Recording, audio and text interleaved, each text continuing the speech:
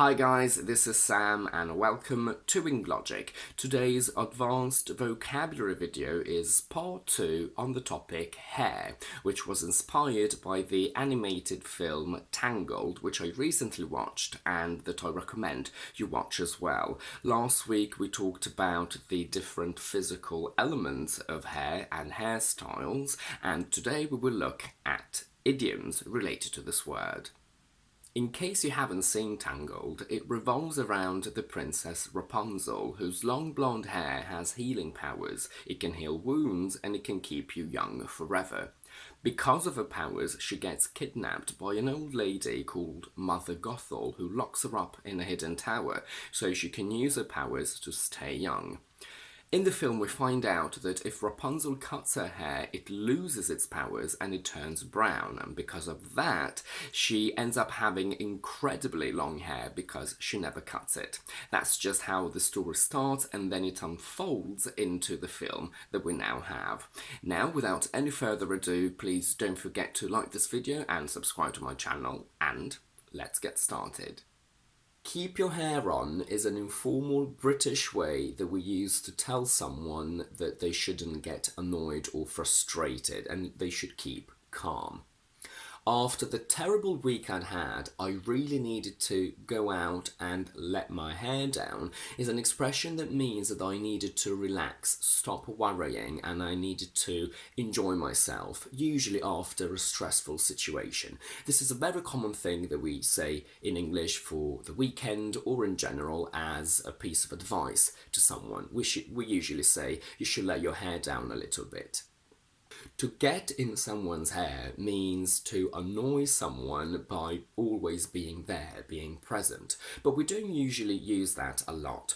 What we do use, however, is the opposite, to get out of someone's hair. It's very common for us to say, for example, it's already 8 p.m, I'll get out of your hair so you can make your dinner. So I will stop annoying you and interrupting you and I will leave. This is a very common expression. She did not have her hair out of place at her wedding means that she looked immaculate, perfect, flawless. She had a perfectly neat appearance. I was pulling or tearing my hair out last night while I was trying to figure out a way to deal with the issue at work means that I was very worried, frustrated, anxious about the situation.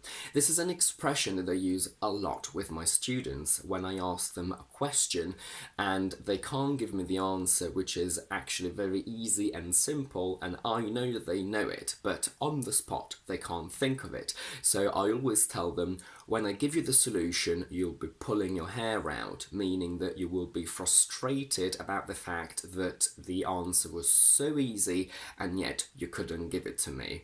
Sometimes when we wake up, our hair simply doesn't seem to want to stay in place, although we try to style it, and that is informally called a bad hair day.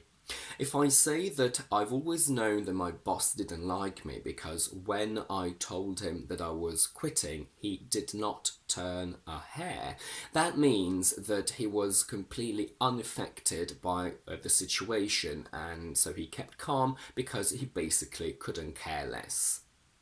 I could tell you stories about Tom that would make your hair curl means that I know things about Tom that are very shocking, scary and surprising. We can sometimes use this in a jokey and a funny way, but it can also mean that Tom is a bad person and he's done very terrible things in his life. She dotes on her daughter, and I know for a fact that she wouldn't touch a hair on her head, means that she would not harm or injure her daughter at all in any way, shape or form. I haven't seen hide nor hair of him since before COVID is an informal way to say that I haven't seen him for a long time. I can't watch horror films because they make my hair stand on end, means that horror films cause pure fear in me. To split hairs means to focus on petty and trivial details and differences which are too small and insignificant to be relevant. This expression is used disapprovingly. If we go out for dinner and the total amount of the bill is £49.50 and we want to round it up to 50 just to make it easier for us to split, if Tom, for example, is adamant that we should stick to £49.50 instead of 50, we can say that he is splitting hairs. So he is focusing on the very little difference of 50p. So he makes it harder for us to split the bill just because he wants to focus on this tiny little detail.